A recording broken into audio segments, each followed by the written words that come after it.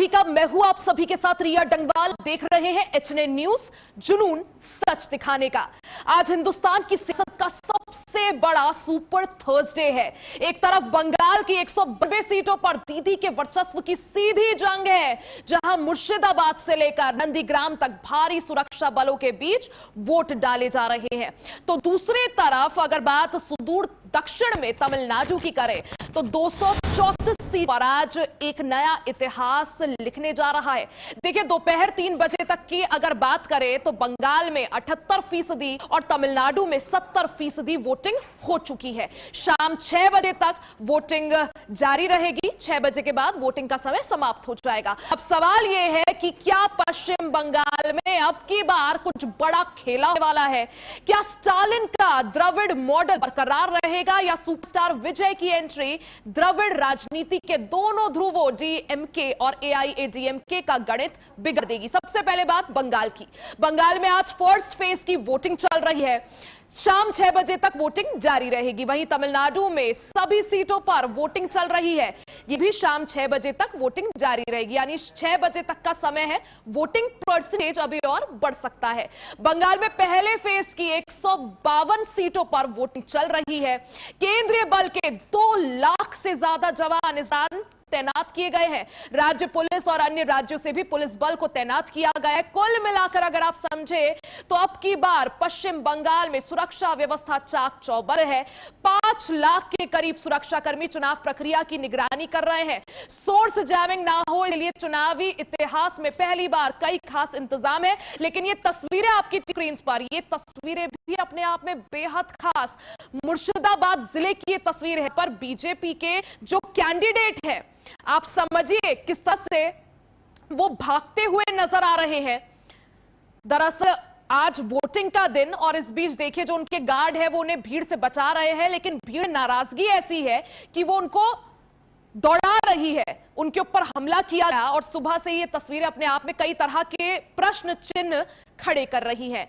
BJP के candidate Suvendu सरकार की ये तस्वीरें, और देखिए किस तरह से वो भागते नजर आ रहे हैं। अब थोड़ा गणित भी समझिए। पश्चिम बंगाल में कौन कौन सी वो सीटें हैं जहां कांटे की टक्कर है। नंदीग्राम सीट, ये सीट हॉट सीट है। क्यों, क्या वजह है? क्योंकि शुभेंदु अधिकारी पश्चिम बंगाल में बीजेपी का सबसे बड़ा चेहरा इस सीट से चुनावी मैदान में है। पिछली बार भी इस सीट से जीते थे, और खास बात यह है कि पिछली बार मुख्यमंत्री ममता बनर्जी को शुभेंदु अधिकारी ने इसी सीट से हराया था 2000 के करीब वोट से। शुभेंदु अधिकारी के सामने अब की बार टीएमसी पवित्रा कर चुनावी मैदान में है। दूसरी सीट पर आ जाइए, रामपुर की सीट। ये सीट इसलिए खास है क्योंकि कांग्रेस के प्रदेश अध्यक्ष अंजन चौधरी इस सीट से चुनावी मैदान में है। साथ में बीजेपी से सुब्रत मैत्रा इस सीट पर उन्हें चुनौती दे रहे हैं। अगली सीट की तरफ चलते हैं, खड़गपुर सदर की सीट। खड़गपुर सदर की अगर बात करें तो देखिए खड़गपुर सदर में क्या समीकरण है। बीजेपी ने अब की बार दिलीप घोष को मैदान में उतारा है। दिलीप घोष ही इस सीट जीते थे। उनके सामने टीएमसी ने प्रदीप सरकार को चुनावी मैदान में अब की बार रखा है।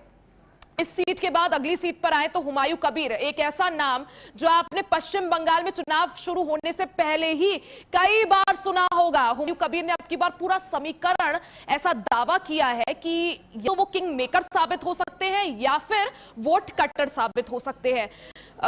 डोमकल सीटें चुनावी मैदान में है और उनके सामने है सीपीआईएम यानी लेफ्ट के मुस्तफिजुर रहमान।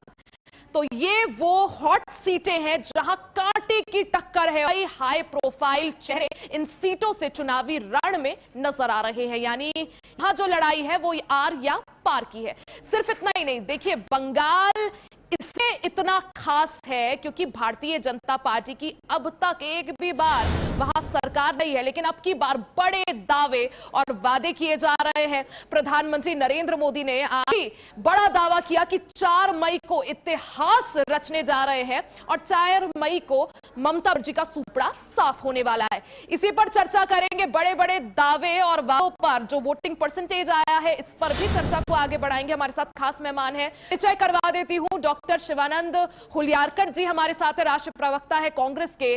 सुमित मेहरोत्रा नेता टीएमसी से हमारे साथ है, और साथ में हमारे साथ सुरेंद्र स्वामी जी हैं, राजनीतिक विश्लेषक है। सबसे पहले बीजेपी से हमारे साथ जुड़े हुए हैं, उनका भी परिचय करवा देती हूँ। बीजेपी खेमचंद शर्मा जी है, नेता भारतीय जनता पार्टी से।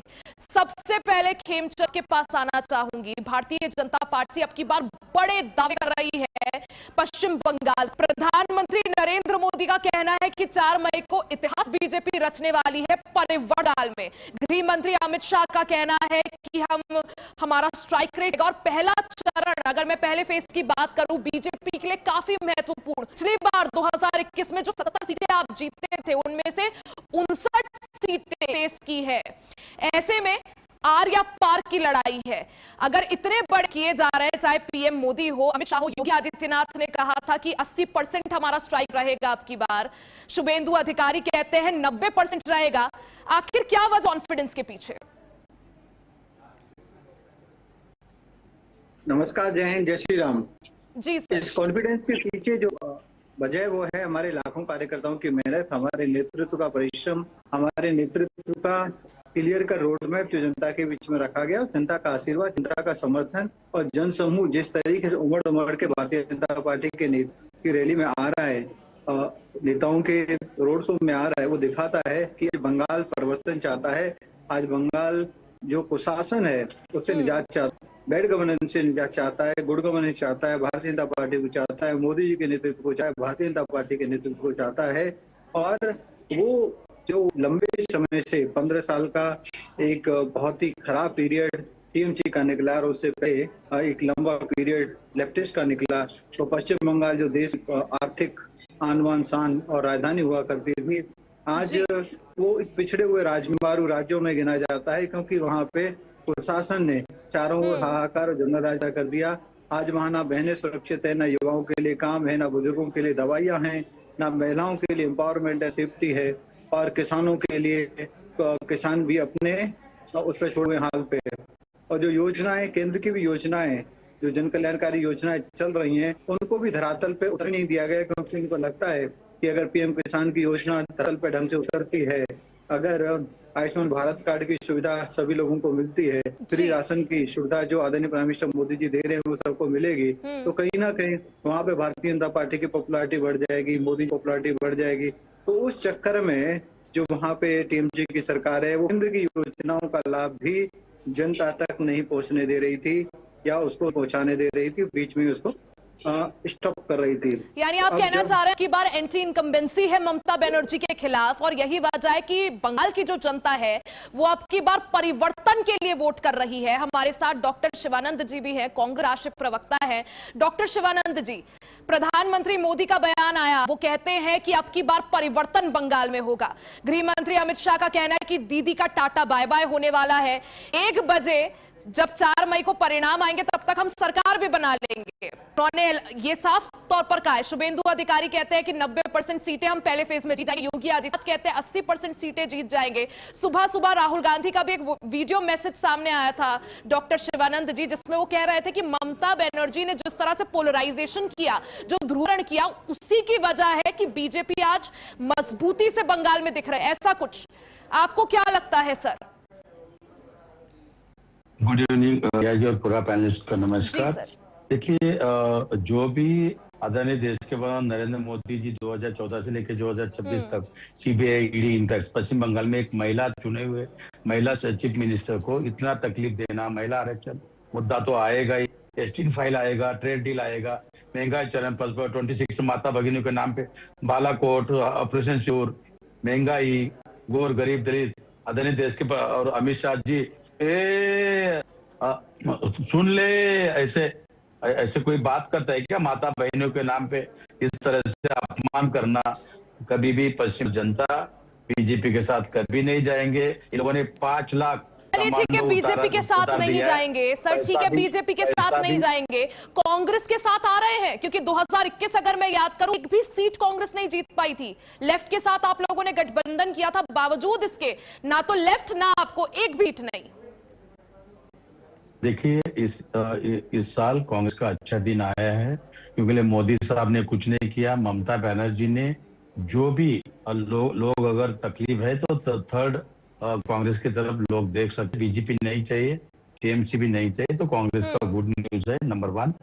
इतना होने के बाद अगर ऐसा कुछ हुआ तो चीफ मिनिस्टर ममता बनर्जी बन रहे तो कांग्रेस पार्टी समर्थन करेंगे। तमिलनाडु में जो वोटिंग का रेट हुआ है 100% क्योंकि स्टालिन जी का काम देखिए, बहुत गरीब दलित जो वहां के थे, ये लोगों ने लाड़की बहन योजना महाराष्ट्र में लाया, मध्य प्रदेश में लाया, फर्जी किया। 60 लाख माता बहनों को जो 1500 रुपए काट लिया। किसी के पास स्कूटी है, किसी के पास इनकम टैक्स पेपर, कुछ तो चलिए ठीक है, बहाना बना तमिलनाडु के में कॉन्फिडेंट है तमिलनाडु को लेकर। पश्चिम बंगाल का बता दीजिए सर, कितनी सीटें ला रहे हैं आप लोग? पश्चिम बंगाल में ममता बनर्जी कांग्रेस पार्टी 100% गवर्नमेंट बनने जा रहे हैं। हुमायूं का 1000 करोड़ का वीडियो वायरल हो गया, जिसका करनी और कतनी मालूम हुआ। आदरणीय देश के पंतप्रधान नरेंद्र मोदी 10 रुपए का उधर खाने गए, उस वक्त कमांडो गए, कुत्ते गए, सब जाके सेटअप किया, कैसा बात करना है, किस से करना है, बाटली बिटली सब क्लियर करके। अरे क्या दिमाग खाना है क्या, ये खाना 10 रुपए का दो, वो सब ड्रामा। सिर्फ नरेंद्र मोदी फोटो निकलना, वीडियो बनाना, वही काम रहा है, बाकी कुछ नहीं रहा है। माता बहनों का अपमान करना, महिला आरक्षण का इतना नरेंद्र मोदी जी के दिल में अच्छा काम है तो उन्होंने 50% 543 में क्यों नहीं दिया? 3 साल पहले ही सब इंडिया गठबंधन और बीजेपी सब मिल के हमने किया था। पश्चिम बंगाल के बारे में हमेशा घुसपैठी।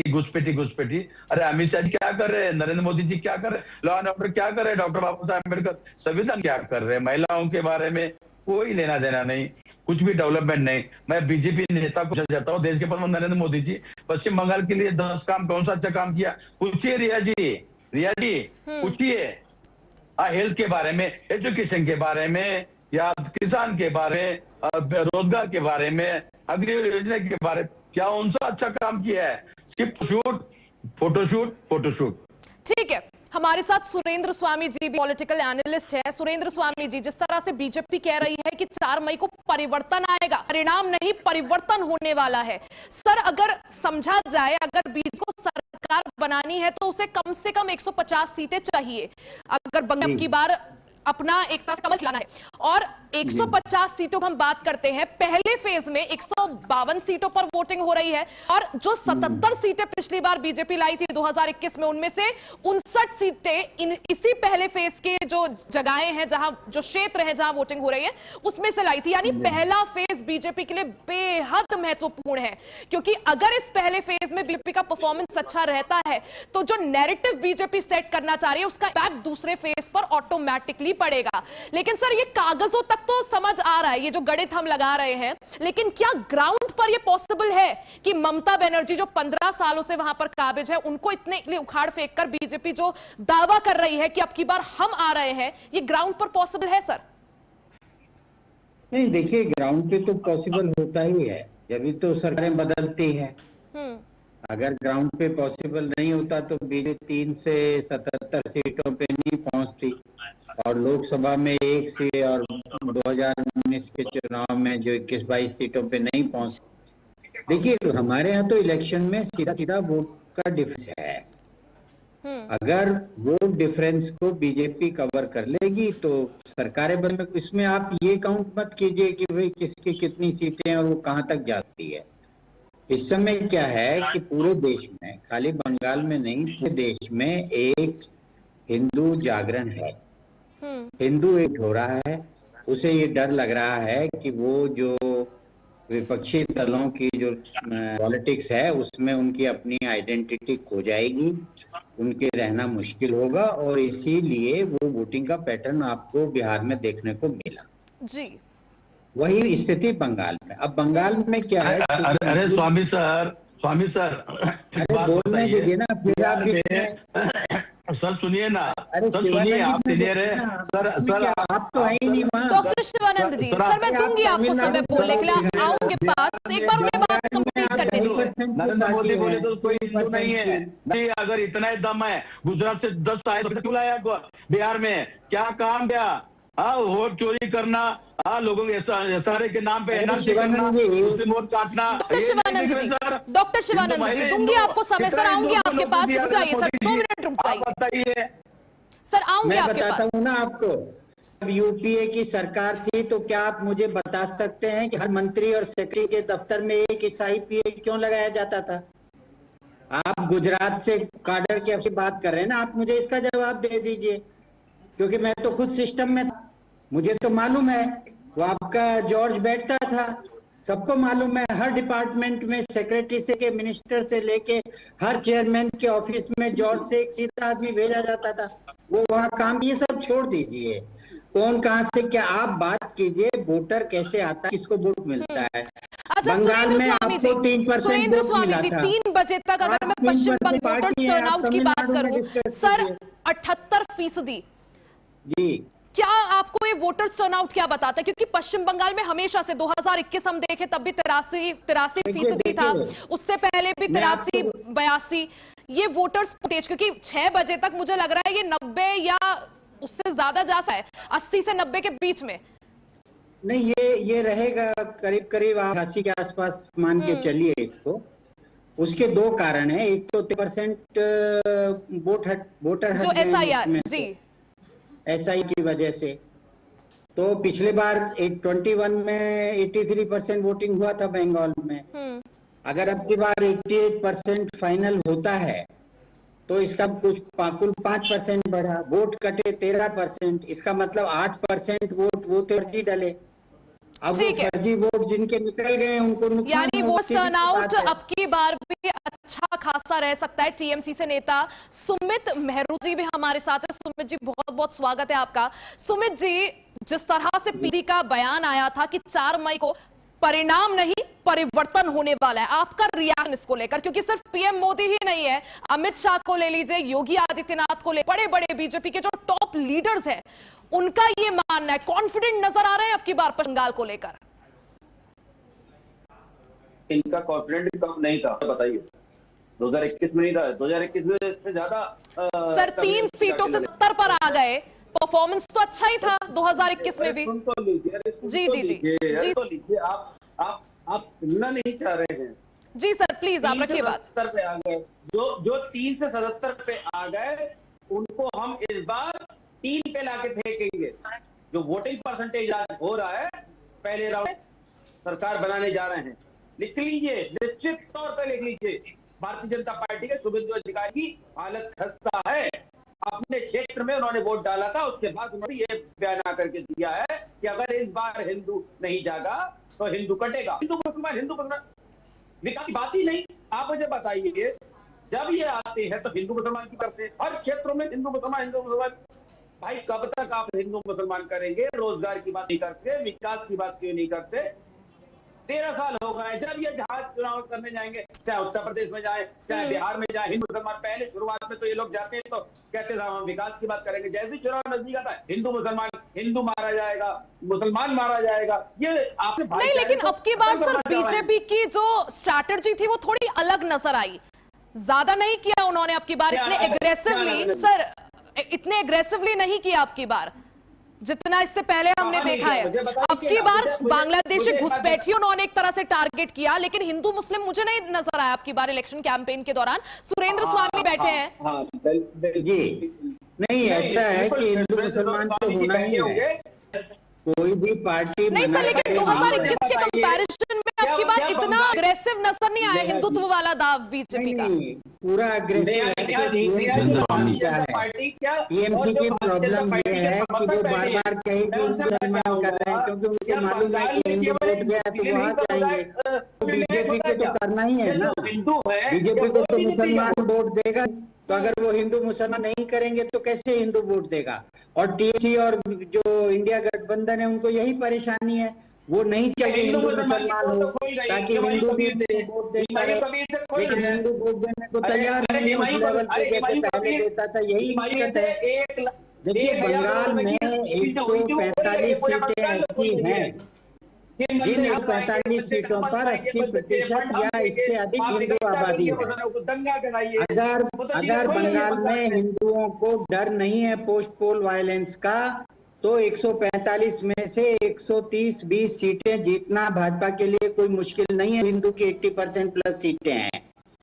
अब दूसरा यह है, बीजेपी इतनी तोड़ की है, वो 95 सीटें हैं जो टीएमसी ग्रेटर कोलकाता और आपके मुर्शिदाबाद और नॉर्थ परगना और साउथ परगना में जीतती है लगातार पिछले 3 चुनावों से।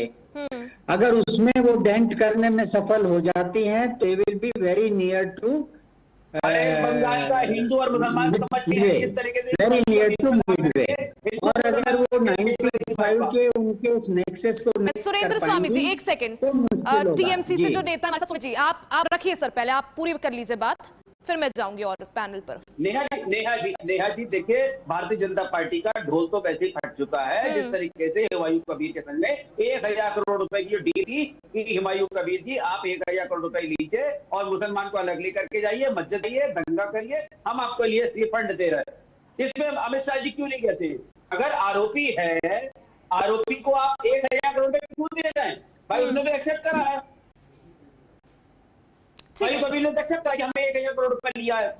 जिस तरीके से भारतीय जनता पार्टी ने बंगाल में आकर के हिंदू मुसलमान करने की सोची थी, वहां की जनता सजग है। बिहार की तरह नहीं है, बिहार और उत्तर प्रदेश की तरह नहीं है जो 10,000 रुपए में बिक जाए, हिंदू मुसलमान पे बिक जाए। वहां पे पॉलिटिक्स समझ में नहीं आती है। नहीं, हमें पॉलिटिक्स समझ में नहीं आ रही है। रिया जी अगर ये नरेंद्र मोदी भाजपा ने 1000 एक सेकंड सर, एक एक करके प्लीज, एक एक करके सर प्लीज। रिया जी मुसलमान रिया जी सर एक सेकंड में आऊंगी आपके पास। अपमान करना, किसान का अपमान करना नरेंद्र मोदी मोदी जी का, ठीक है, यानी आप डॉक्टर शिवानंद जी आप कह रहे हैं कि गरीबों का अपमान करता, महिलाओं का अपमान करती है बीजेपी। मैं जवाब ले लेती हूँ, हमारे साथ खेमचंद जी है, खेमचंद जी जो टीएमसी के नेता हमारे साथ जुड़े हैं। करने दो मेरे को, रिया जी, ठीक है, अरे बात तो करने दो जी। डॉक्टर शिवानंद जी रखिए बात। एक सुब्रमण्यम स्वामी और इधर नेशनल चैनल पे एक स्वामी, तो हमको बात तो करने दो। जी सर प्लीज। देखिए, पश्चिम बंगाल में ममता दीदी चीफ मिनिस्टर बनना तय है और तमिलनाडु में स्टालिन सर बनते हैं। अमित शाह जी, यानी आप मानते हैं कि पश्चिम बंगाल में कांग्रेस का पिछली बार की तरह ही प्रदर्शन रहेगा, शून्य? आप ये बोलना चाह रहे हैं? आपने कहा ममता में चीफ मिनिस्टर बनेगी। नहीं सुनिए रिया जी, बात तो सुनिए। हम दोनों चितपट हम एक ही है, हम जान के प्लान करके हमने सिस्टम से कांग्रेस जीतेगा और सपोर्ट ममता दीदी को ही करेगा, थोड़ी मोदी को करेंगे। मोदी जी का करनी और कतनी ट्रेड डील, स्टील फाइल, ये जो ईरान अमेरिका जो युद्ध चल रहे हैं, महंगाई चरम पर है। इन्होंने नरेंद्र मोदी एक साथ ही है तो गठबंधन में चुनाव लड़ लेते हैं आप लोग। अगर एक साथ ही है तो गठबंधन कर लेते टीएमसी के साथ। रिया जी देखिए, अगर नरेंद्र मोदी जी ने हुमायूं को 1 करोड़ रुपए दिया था, वीडियो में आ रहे अमित शाह का नाम, मैं पूछ रहा था सीबीआई ईडी कब भेज रहे हो भाई? अरेस्ट करो हुमायूं को। कौन है जोकर है हुमायूं? क्या होगा उसका? क्यों हिंदू मुस्लिम कर रहे हो? क्यों घुसपैठी का राजनीति कर रहे हो? अमित शाह की ड्यूटी क्या है? घुसपैठी कैसा हो रहे हैं? ये नरेंद्र मोदी सरकार 12 साल बैठे, अमित शाह जी बैठे, सिर्फ क्या steel file, trade deal, 10 lakh का सूट पहना है, बिरयानी का है, गोर गरीब दलित को कुचलना है, दलितों को कुचलना है। आप ही देखिए, आदर रेप केस हुआ, कठुआ में जम्मू कश्मीर रेप केस हुआ, आप ही देखो क्या कानून है। मणिपुर आज भी चल रहे हैं, लेकिन नरेंद्र मोदी, अमित शाह, पश्चिम बंगाल जीतना है, पश्चिम बंगाल जीतना है। अरे शर्म आना चाहिए। मणिपुर जाइए, मणिपुर शांत कीजिए। मां बहनों के ऊपर रेप हो रहे, पीट रहे, नंगा नाच हो रहे, क्या कर रहे हैं? डॉक्टर बाबा साहब अम्बेडकर संविधान आर्टिकल 325 क्या बोल रहे हैं? सबको अपने अपने जीने का अधिकार। Who are you Narendra Modi? Who are you Amit Shah? क्या कर रहे हो? कानून कहाँ है? नहीं जमे तो रिजाइन करो भाई, निकलो, जाओ। महिलाओं का अपमान करो, अपने भी माता बहनी है, सबका रिस्पेक्ट करना जरूरी है। एक सेकंड, जवाब दे रहे हैं आप बीजेपी के प्रवक्ता खेमचंद जी। प्रवक्ता नहीं, नेता है मेरे मित्र को देश की जनता ने चुना है और देश की जनता ने चुन के उनको सबसे देश का नहीं चुना है, ये चुनाव आयोग मैनेज करके आप वोट चोरी करके बनारस से अजय राज चुन के आया था। खेमचंद जी, आप लोगों का कतनी क्या डेवलपमेंट किया? 10 काम पश्चिम बंगाल के बारे में नरेंद्र मोदी जी कौन सा अच्छा काम किया बताइए? तमिलनाडु के बारे में कौन सा 10 काम किया? माता बहनी के बारे में, किसान के बारे में, युवा के बारे में, अग्नि योजना, आज भी महिला चल रहे हैं। आप फ्रस्ट्रेशन में कुछ ही बोले जा रहे हैं, आप रुकिए, थोड़ा होल्ड ऑन नहीं करिए। नहीं नहीं खेमचंद जी, आदरणीय प्राइम मैं मोदी जी वो हैं जिनको देश ने चुना है, वो देश के सिस्टम से चुन के आए, चुनाव के द्वारा चुन के आए हैं, करोड़ों वोटों के द्वारा उनको चुना है। उनके गठबंधन को लगभग 300 मेंबर ऑफ पार्लियामेंट दिए हैं। अभी आप जो recently division of vote of division हुआ उसमें 298 महिला बिल के फिर में वोट पड़ी, तो वो आदरणीय प्राइम मिनिस्टर मोदी जी देश के द्वारा चुने हुए प्रधानमंत्री हैं, और अमित शाह जी देश की जनता के द्वारा चुने हुए मेंबर ऑफ पार्लियामेंट और सरकार में माननीय होम मिनिस्टर हैं। आप करें हु आर यू, तो दे आर द पीपल और they are the person who are appointed and chosen by the doctor Anand ji, जो 99 सीटें कांग्रेस लेकर आई लोकसभा चुनाव में, वो भी वोट चोरी से आई है, इसका मतलब? मैडम ये अब शिवानंद जी तो बोलते जाएंगे, कोई पालन नहीं है। ये तो जब शिमला में जीतते हैं, हिमाचल में जीतते हैं तो कहते हैं ठीक है, तेलंगाना में जीतते हैं तो ठीक है, कर्नाटक में जीतते हैं तो ठीक है, लेकिन हमने हारते हैं तो वहाँ पे वोट चोरी हो गई। ठीक है, चर्चा को आगे बढ़ाएंगे। आज हम जिस तरह से आ रहे हैं, आज सुबह से ही पश्चिम बंगाल और तमिलनाडु, दो ऐसे प्रदेश जिनमें घमासान वोटिंग जारी है, इसको लेकर सियासी पारा भी हाई है, क्योंकि बीजेपी की बार बड़ा दावा कर दिया है। बीजेपी का कहना है कि अब की बार 4 मई को परिणाम नहीं परिवर्तन होगा। आगे भी चर्चा को जारी रखेंगे। यहां रुक रहे हैं छोटे से ब्रेक के लिए, फौरन वापस आएंगे, बने रहे हमारे साथ।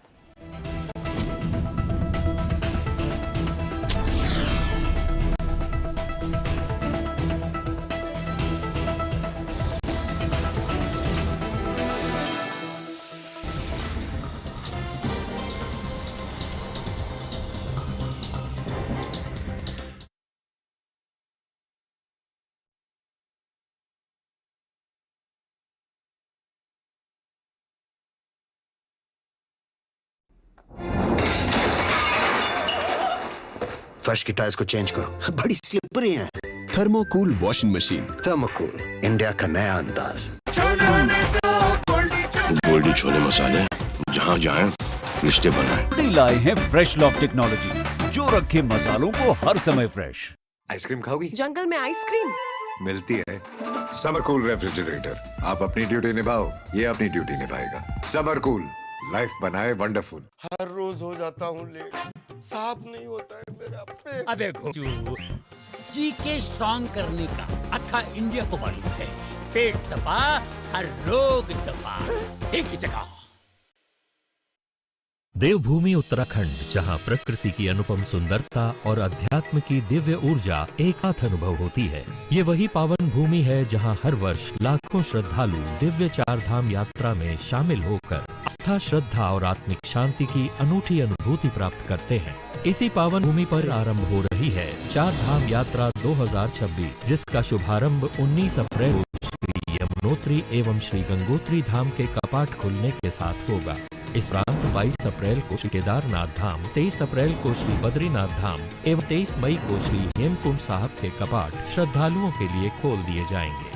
प्रधानमंत्री श्री नरेंद्र मोदी के मार्गदर्शन और मुख्यमंत्री श्री पुष्कर सिंह धामी के नेतृत्व में उत्तराखंड में धार्मिक पर्यटन और 4 धाम से जुड़ी आधारभूत सुविधाओं का लगातार विस्तार हुआ है। उत्तराखंड सरकार द्वारा 4 धाम यात्रा के सफल, सुगम और सुव्यवस्थित संचालन हेतु व्यापक तैयारियां की गई हैं। श्रद्धालुओं के लिए पंजीकरण अनिवार्य है। यात्री रजिस्ट्रेशन एंड touristcare.uk.gov.in पोर्टल या टूरिस्ट केयर उत्तराखंड ऐप के माध्यम से पंजीकरण, यात्रा पास, मौसम अपडेट, रूट मैप, होटल और हेल्पलाइन जैसी सुविधाओं की जानकारी कर सकते हैं। तीर्थ यात्रियों की सुविधा हेतु आपातकालीन स्थिति के लिए हेल्पलाइन नंबर 01351364 जारी किया गया है। 4 धाम यात्रा हेतु हेलीकॉप्टर सेवा के लिए हेली सेवा लिंक के जरिए बुकिंग सुविधा भी दी गई है। यात्री हेलीकॉप्टर बुकिंग या होटल बुकिंग केवल अधिकृत और सरकारी प्लेटफॉर्म के माध्यम से ही करें। 4 धाम यात्रा को सुरक्षित और सफल बनाने के लिए सभी श्रद्धालु यातायात नियमों, स्थानीय एवं मंदिर प्रशासन से जुड़े सभी नियमों का पालन अवश्य करें। साथ ही धामों की स्वच्छता और पवित्रता के सम्मान का भी विशेष ध्यान रखें। आइए 4 धाम यात्रा 2026 में आस्था के इस महापर्व हिस्सा बने।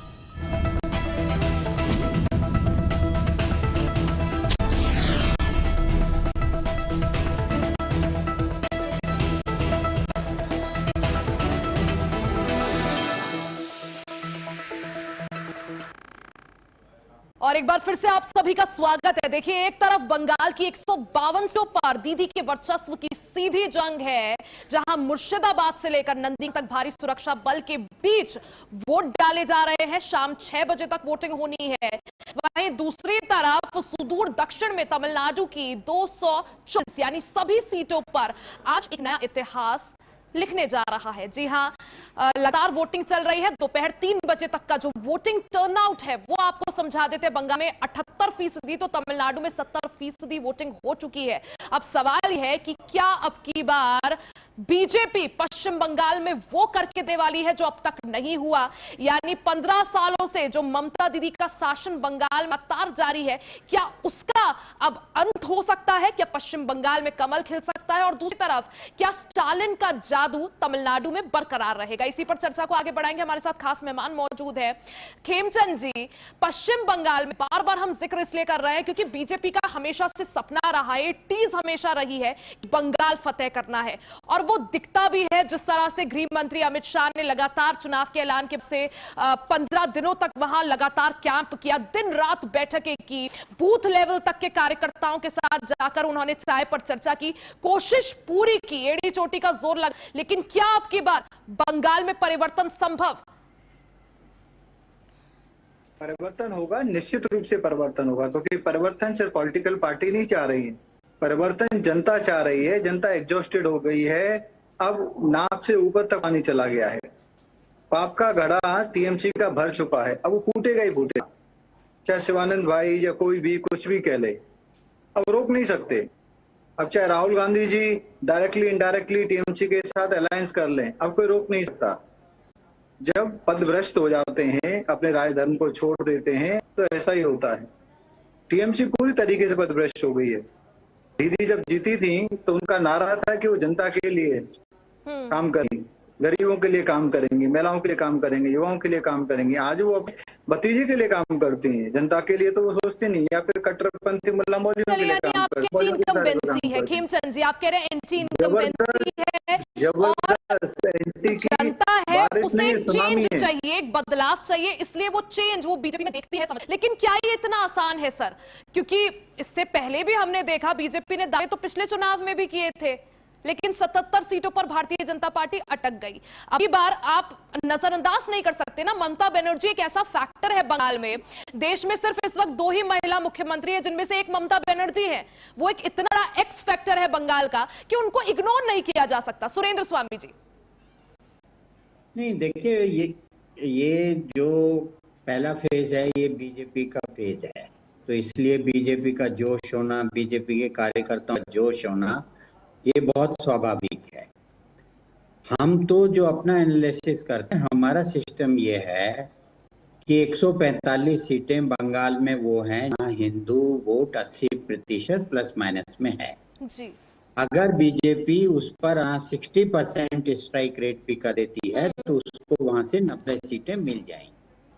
उसके बाद 50 सीटें ऐसी हैं जहां भाजपा 30 से 50% में हिंदू हैं, जो मुसलमान है वो तो वोट देंगे ही नहीं। और यहाँ पे सीधा सीधा कंटेस्ट है, मतलब 3-4 पार्टियां हैं नहीं, टीएमसी बनाम बीजेपी है, तो मुस्लिम वोटों के बंटने का कोई चांस ज्यादा है नहीं इस इलेक्शन में। तो उन 50 सीटों में अगर ये 50% स्ट्राइक रेट करते हैं तो इनको 25 सीटें मिलती हैं, तो 115 हो गई। अब जो बाकी सीटें हैं, खासतौर से कोलकाता ग्रेटर में इनके पास स्कोप है कि वहां अगर ये भद्रलोक को तोड़ने में सफल रहते हैं, और जो ममता बनर्जी पिछले 3 चुनावों से वहां 95 सीट्स हर इलेक्शन में जीत रही है उस रीजन से, जिसमें ग्रेटर कोलकाता है, नॉर्थ परगना है, साउथ परगना है, तो इन क्षेत्रों में अगर वो थोड़ा भी ब्रेक कर पाती है और 20-30 से लाती है तो वो करीब करीब, मतलब तब ये कहना मुश्किल होगा कि किसकी सरकार की, तो भाजपा भी 130-40 और 40-50 के बीच में टीएमसी की संभावनाएं बनती अच्छा सर, यहाँ पर देखिए सर, सवाल ये भी उठता है 2019 लोक चुनाव देखे तो हिंदुओं का वोट मिला बीजेपी को और वो परिणाम में भी रिफ्लेक्ट हुआ, लेकिन 2021 विधानसभा चुनाव जब आए तो हिंदुओं का वोट कम हुआ बीजेपी की तरफ। क्या अब की बार वो वोट शिफ्ट होगा? क्योंकि एक बड़ा चंक हिंदू वोट्स वो है जो ममता बनर्जी को ट्रांसफर होते हैं। पहली चीज वो जो स्विंग वोटर वाले जो आपने बात कही। दूसरी चीज सर मैं ये समझना चाहूंगी, जिस तरह से हम क्योंकि जिक्र कर ही रहे हैं कि ममता बनर्जी कुछ क्षेत्रों में बहुत ज्यादा स्ट्रांग है, दूसरे फेज की जो सीटें हैं और इस फेज में भी 92 सीटें वो पिछली बार थी, लेकिन सर यहाँ पर एक फैक्टर ये भी उठता है कि बीजेपी जो आपने कहा कि 150 तक ले आए, आयु कबीर एक क्या रोल इसमें प्ले कर सकते हैं? क्योंकि जो मुस्लिम वोट बैंक है जो पूरा ममता बनर्जी को ट्रांसफर होता है, क्या वो अब की बार कंसोलिडेट रहता है या फिर उसका बिखराव हो सकता है? क्योंकि अगर उसका बिखराव होता है, हुमायूं कबीर के फॉर्म में हो या फिर AIMIM के फॉर्म में हो, तो उसका सीधा फायदा बीजेपी को। नहीं, बिखराव नहीं होगा क्योंकि मुसलमान हिंदू नहीं है ना, समझता है इस बात को कि अगर वो बिखरेगा तो भाजपा की सरकार आएगी, तो उस बिखरने को तो भूल जाइए ना, वो कैलकुलेशन में है ही नहीं। देखिए, प्रश्न ये है कि 2019 के बाद जो पोस्ट पोल वायलेंस हुआ, जिसमें जिस तरह भाजपा के कार्यकर्ताओं और हिंदू वोटर्स को उन लोगों ने मार मार के और पेड़ से लटकाया था जी। तो उसमें भाजपा क्या करती रही? खाली रोती पीटती रही, ये दिखाती रही हाय हाय देखो क्या हो रहा है, वहां एक्शन तो कुछ नहीं लिया ना। तो एक डर बैठ गया है, भाई लाइव जिंदा तो रहना चाहते हैं ना, भाजपा के लीडर भी जिंदा रहना चाहते हैं। और क्योंकि आपने डर की बात की, आपने वायलेंस की बात कही, सुरेंद्र स्वामी जी मैं तस्वीरें दिखा रही हूँ दर्शकों को और अपनी तस्वीरें बड़ा सवाल, क्योंकि देखिए सुरेंद्र स्वामी जी, अब की बार जो केंद्र पर 2 लाख से ज्यादा जवान तैनात किए गए हैं, राज्य पुलिस और जो अन्य राज्यों से पुलिस बुलाई गई है, कुल मिलाकर 5 लाख के करीब सुरक्षा कर्मियों की तैनाती है। कई ऐसी चीजें पहली बार हो, मैंने इससे पहले चुनाव में कभी नहीं देखी, जैसे जो बाइक वाला जो कर्फ्यू आया या कैमरों का इस्तेमाल किया जा रहा है, बॉडी सूट्स और बॉडी कैमरास का इस्तेमाल किया जा रहा है। बावजूद इसके तस्वीरें हम टीवी स्क्रीन पर दिखा रहे हैं, बीजेपी के प्रत्याशी हैं ये, जिनको दौड़ा दौड़ाकर भीड़ ने पीटा है और जगह है कुमारगंज, मुर्शिदाबाद की जगह है। अग्निमित्रा पॉल की गाड़ी पर हमला किया गया, सीआरपीएफ के साथ पथराव, ये तस्वीरें बयां कर रही है तमाम चुनाव आयोग की अब की बार तैयारियों के बावजूद, जब 5 लाख जवानों को तैनात किया गया है, उसके बाद ये छुटपुट हिंसा की घटनाएं। नहीं देखिए, ये तो मैं बहुत बड़ा नहीं मानता हूँ। कंपैरेटिवली आप कहेंगे इलेक्शन पीसफुली है, जो बंगाल की हिस्ट्री उसको देखते हुए।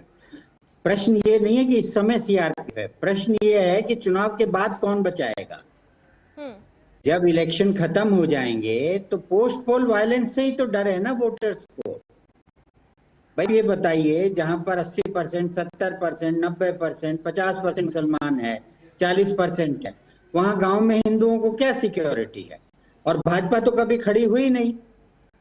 भाजपा कभी खड़ी हुई क्या? 2019 के बाद जो पोस्ट पोल वायलेंस हुई, पूरे देश ने कंडेम किया। खेमचंद जी, पोस्ट पोल वायलेंस का क्या होगा सर? यही है मुद्दा, इसी डर की वजह से अब वो कितना डर को ओवर पावर करेंगे, उस पे सारा खेल है। अगर वो डर बरकरार रहा तो इनको वोट नहीं मिलेंगे, इतना ही रैलियों में लोग आ जाएं, वोट नहीं मिलेगा। ठीक है, पोलिंग के दौरान खेमचंद जी, पोलिंग के दौरान चलिए केंद्र बल है, पुलिस है, हर कोई है इस वक्त साथ। पोस्ट पोल, एक बार जब पोलिंग हो जाएगी उसके बाद का क्या, उस डर का क्या?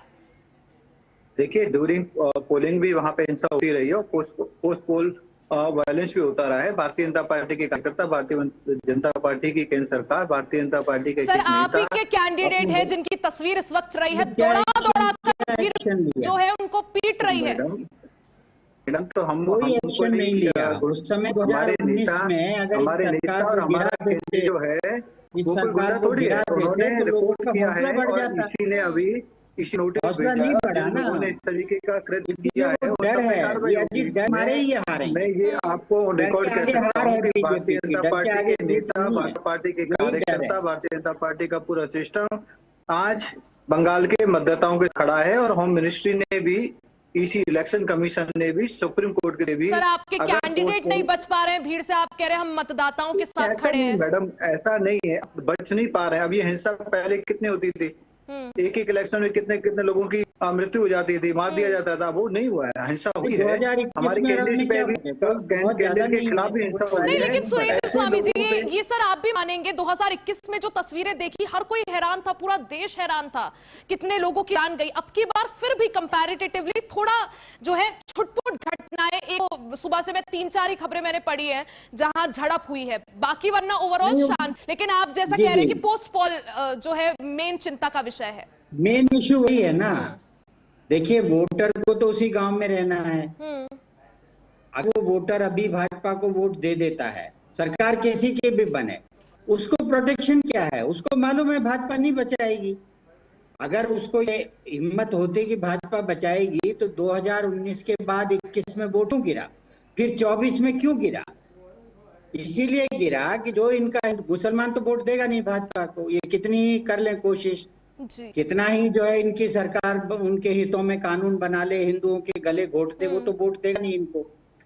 लेकिन हिंदुओं को ये तसल्ली नहीं है कि ये सरकार उनके साथ खड़ी हो सकती है। अगर 2019 में पूरा देश कह रहा था, वहां के उस समय के गवर्नर तक कह रहे थे कि भाई यहाँ फिट है, आप राष्ट्रपति शासन लगाइए, आपने नहीं लगाया क्योंकि आप विक्टिम कार्ड खेल के चुनाव जीतना चाहते हैं।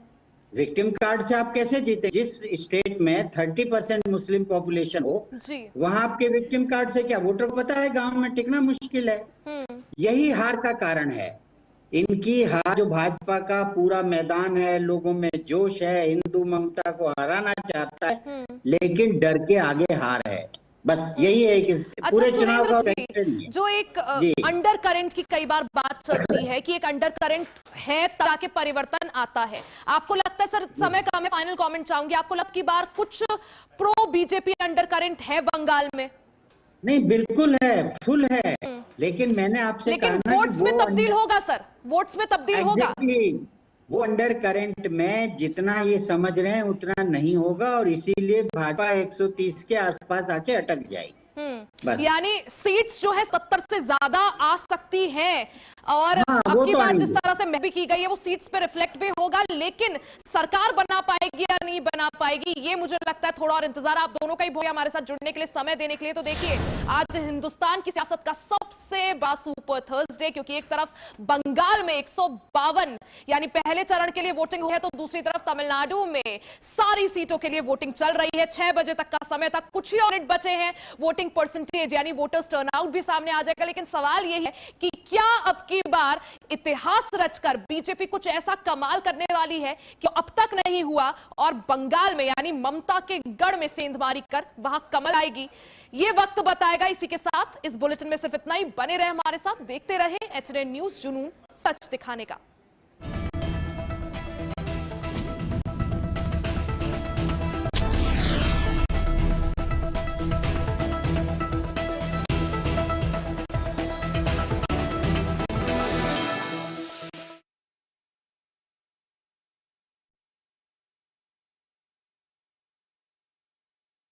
आइसक्रीम खाओगी? जंगल में आइसक्रीम मिलती है। समर कूल रेफ्रिजरेटर, आप अपनी ड्यूटी निभाओ, ये अपनी ड्यूटी निभाएगा। समर कूल, लाइफ बनाए वंडरफुल।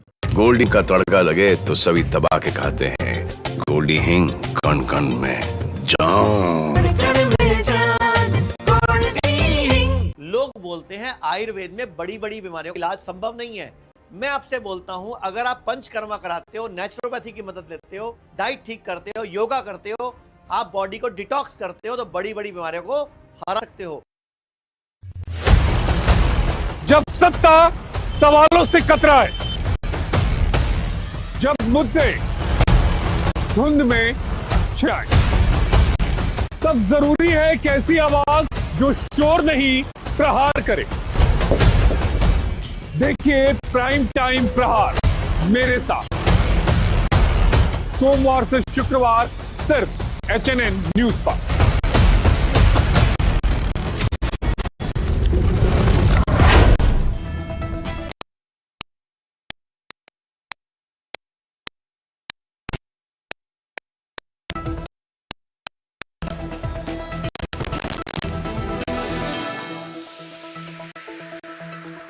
और एक बार फिर से ब्रेक के बाद आप सभी का स्वागत है। बड़ी खबर आपको बता दें, बंगाल में मतदान भी रिकॉर्ड टूट गए हैं।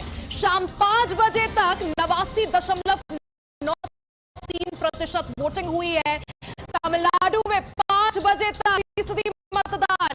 ये बड़ी खबर आपको बता दें, जहां पश्चिम बंगाल में भी वोटिंग की गई और पश्चिम बंगाल में सभी रिकॉर्ड टूट गए हैं। 2021 विधानसभा चुनाव में जहां 83% वोट पड़े थे, अब की बार अगर आप देखें पहले फेज की अगर बात करें 5 बजे तक शाम को 89.3% वोटिंग, लगभग 90% आप बोल सकते हैं और काफी बड़ा वोटर्स टर्नआउट पश्चिम बंगाल में। वहीं तमिलनाडु की बात करें तो शाम 5 बजे तक 82% वोटिंग हुई है, मतदान हुआ है। ये दोनों ही आंकड़े अपने आप में एक बड़ा संकेत और संदेश देते हुए